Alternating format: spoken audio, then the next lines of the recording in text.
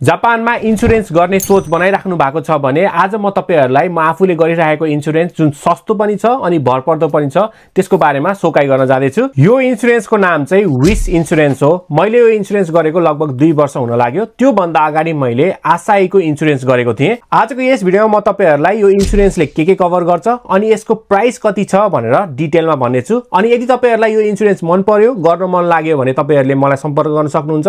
म तपाईहरुलाई यो इन्स्योरेन्स गर्न आफैले हेल्प गर्नेछु। जापानमा बस्नु भएको छ, काम गरिराख्नु भएको छ, कमाइराख्नु भएको छ, घर परिवारलाई हेरिराख्नु भएको छ भने तपाईहरुले इन्स्योरेन्स गर्न एकदमै इम्पोर्टेन्ट छ। इन्स्योरेन्स गरिराख्नु भयो भने आफ्नो लागि त हुन्छ प्लस फ्यामिलीको लागि पनि हुन्छ। त्यसकारण महिनामा 5-6 हजार तिरेर आफूलाई र फ्यामिलीलाई सिक्युरिटी हुन्छ भने किन नतिर्ने। 6000 येन भनेको दिनको 200 येन जस्तो हो। त्यो भनेको 2 दिनमा 1 दिन पाउरोटी नखायो भने त्यो पैसा उठ्छ। सो अब विदाउट एनी फर्दर ड्यू म तपाईहरुलाई यो इन्स्योरेन्सको बारेमा डिटेलमा भन्नेछु है त। अब म तपाईहरुलाई विशको पाम्पलेट देखाएर एउटा डिटेलमा भन्नेछु। यो माथि तपाईहरुले देख्न सक्नुहुन्छ विशको मेम्बर भयो भने जिन्से इरो भन्ने एउटा प्लान छ जुनको चाहिँ 2200 येन मात्र छ भनेर लेखेको छ। यो चाहिँ पिस अफ माइन्डको लागि भनेर भनेको छ। यो चाहिँ अहिले स्किप गरौँ हैन। म तपाईहरुलाई आज मेन 4वटा इन्स्योरेन्सको बारेमा डिटेलमा भन्नेछु है त। सबैभन्दा पहिला यो चाहिँ हेल्थ इन्स्योरेन्स हो। यो चाहिँ कोमात्ता नासी भन्ने। तलको चाहिँ डेथ इन्स्योरेन्स हो। त्यसपछि अर्को पेजमा छ यो कामको इन्स्योरेन्स अनि तल केही एक्सिडेन्टहरु भयो भने त्यसको लागि इन्स्योरेन्स। सो फर्स्टमा हामी हेल्थ इन्स्योरेन्समा जान्छौं। हेल्थ इन्स्योरेन्समा तपाईले देख्न सक्नुहुन्छ एउटा चाहिँ फिक्स टर्म एउटा होल लाइफ भनेर भनेको छ। यसको चाहिँ डिफरेन्स के छ भन्दाखेरि यो फिक्स टर्मको चाहिँ 5-5 वर्षमा तपाईहरुको पैसा चेन्ज हुन्छ। मतलब 5-5 वर्षमा तपाईहरुको पैसा बढ्दै जान्छ। तर यदि तपाईले होल लाइफ इन्स्योरेन्स लिनु भयो भने अब तपाईको एज मानम 25 to 29 छ भने तपाईले 3900 को होल लाइफ इन्स्योरेन्स गर्नु भयो भने अब त्यो जुन एज जति एज पुग्दा पनि तपाईहरुको 3940 नै हुन्छ। अब यो होल लाइफ इन्स्योरेन्स र फिक्स लाइफ इन्स्योरेन्सको डिफरेन्स तपाईले बुझ्नु भयो हैन। अब यसमा आफूले कुन हो रोज्ने हो। धेरै जसो मान्छेहरुले फिक्स टर्म नै लिन्छन् हैन। किन भन्दाखेरि बिचमा रोकिनु पर्यो भने अथवा छोड्नु पर्यो भने चाहिँ यता चाहिँ फाइदा हुन्छ हैन। अब म तपाईहरुलाई यहाँ चाहिँ यसको के आउँछ त्यो भन्छु है त। अब यहाँ चाहिँ के भनेको छ भन्दाखेरि लङ टर्म हस्पिटलाइजेसन 110 दिन भनेर भनेको छ। मैले यो भन्दा अगाडि पहिला आशाईको होकेन लिएको थिए जसमा चाहिँ 60 दिन समथिङ 30 दिनदेखि 30 दिनपछि चाहिँ हस्पिटलाइजेसनको पैसा नदिने त्यस्तै रुलहरु छ के धेरै जस्तो होकेनमा। यसमा चाहिँ 110 दिन दिन्छ हैन।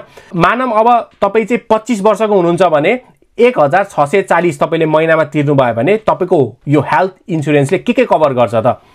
यहाँ तपाईले देख्न सक्नुहुन्छ हस्पिटलाइजेसनको 1 युनिट भनेर लेखेको छ। यो चाहिँ एउटा किन्यो भने यो चाहिँ दुईटा किन्यो भने एउटा किन्यो भने यति पाइने भयो, दुईटा किन्यो भने डबल पाइने भयो। त्यति मात्रै हो है। एउटा किन्दाखेरि कति पर्यो 1640 पर्यो। त्यो भनेको तपाईहरुले हस्पिटलाइज जो चाहिँ मान्छे इन्स्योरेन्स गर्ने मान्छे हस्पिटलाइज भयो भने दिनको 5000 येन पाउने भयो। यदि सर्जरी गर्नु पर्यो भने चाहिँ 50000 1 लाख अथवा 2 लाख सर्जरीको हेरी कस्तो खालको सर्जरी हो, ठुलो सर्जरी हो कि सानो सर्जरी हो त्यही अनुसार यो पैसा पाउने भयो। यदि हस्पिटल डिस्चार्ज हुने बेलामा चाहिँ 4 रात र 5 दिन बसेको छ भने 30000 येन पाउने भयो। हस्पिटल डिस्चार्ज भइसकेपछि डाक्टरले यो दिन भेट्न आइज है, यो चेकअप गर्न आइज भनेर भनेको दिन जाँदाखेरि दिनको 3000 येन पाउने भयो। क्यान्सर डायग्नोस भयो भने 2 लाख येन पाउने भयो। अनि त्यसपछि एडभान्स मेडिकल केयर भनेको छ। यदि ठुलो रोग लाग्यो भने चाहिँ 25 लाख सम्मको उसले चाहिँ उपचार पाउने भयो। अनि त्यसपछि बोन म्यारो डोनेट गर्यो भने चाहिँ 50000 येन पाउने भयो। यो चाहिँ हेल्थ इन्स्योरेन्सको के बेनिफिटहरु छ मैले तपाईहरुलाई भने। त्यो चाहिँ 25 वर्षको उमेरमा 1640 तिर्नु भयो भने यो सबै यो इन्स्योरेन्सले हेर्छ। नेक्स्ट इन्स्योरेन्स चाहिँ तपाईहरुको लाइफ इन्स्योरेन्स छ। यसमा चाहिँ के छ भन्दाखेरि लेडीजको छुट्टै केटाहरुको छुट्टै छ है। मेलको छुट्टै फिमेलको छुट्टै छ। किन भन्दाखेरि जापानमा चाहिँ फिमेलहरु चाहिँ धेरै बाँच्छ भनेर चाहिँ इन्स्योरेन्समा पनि पैसा अलिकति तलमाथि छ हैन। यो चाहिँ आफ्नो लागि भन्दा पनि फ्यामिलीको लागि। किन भन्दाखेरि इन्स्योरेन्स गर्ने मान्छेको अचानक डेथ भयो भने चाहिँ फ्यामिलीले 1 करोड पाउँछ। तर यो इन्स्योरेन्समा फाइदा के छ भन्दाखेरि मान्छे डेथ नभइकन सिभियरली उस भयो हैन, डिसेबल भयो भने पनि त्यसको आधा चाहिँ दिन्छ है, डेथ नभए पनि। अब त्यसको लागि 25 वर्षको मान्छेले चाहिँ महिनामा कति तिर्नु पर्यो भन्दाखेरि 1160। 25 वर्षको मान्छेले महिना केटाले 1160 तिर्यो भने उसलाई केही भइहाल्यो भने फ्यामिलीलाई 1 करोड जाने भयो। यदि त्यो केटीले गर्नु पर्यो भने चाहिँ केटीको चाहिँ 25 वर्षको केटीलाई चाहिँ 870 मात्रै दिनु पर्यो है।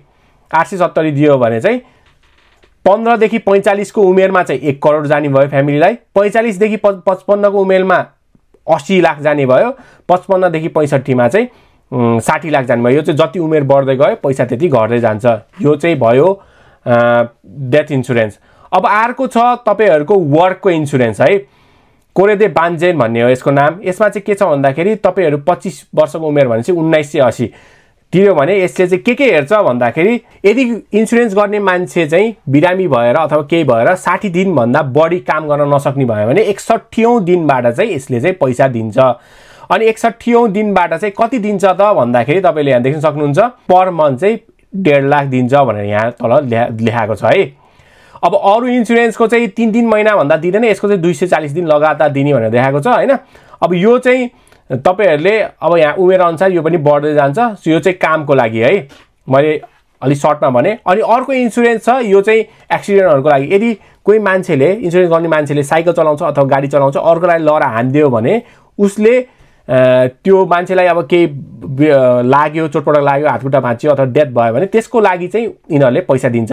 त्यो पैसा चाहिँ त्यो डेथ भएको मान्छेलाई मात्र नभएर जो मान्छेले हाने नि, जो इन्सुरेन्स गर्ने मान्छे नि, त्यो मान्छेलाई पनि 25 लाख चाहिँ दिन्छ है छुट्टै।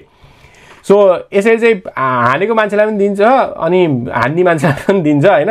अनि हस्पिटलाइज आफै हस्पिटलाइज भए पनि पैसा पाइन्छ, अर्को मान्छे हस्पिटलाइज भयो भने पैसा पाइन्छ। यसको चाहिँ के छ भन्दाखेरि 1000 येन मात्रै छ पर मन्थ हैन। सो यसरी चाहिँ तपाईहरु यो 4वटा होकेन गर्नुभयो भने धेरै लाइफ इन्सुरेन्स पनि हेर्नु भयो, हेल्थ इन्सुरेन्स पनि हेर्नु भयो, काम पनि हेर्नु भयो अनि एक्सिडेन्ट पनि हेर्नु भयो।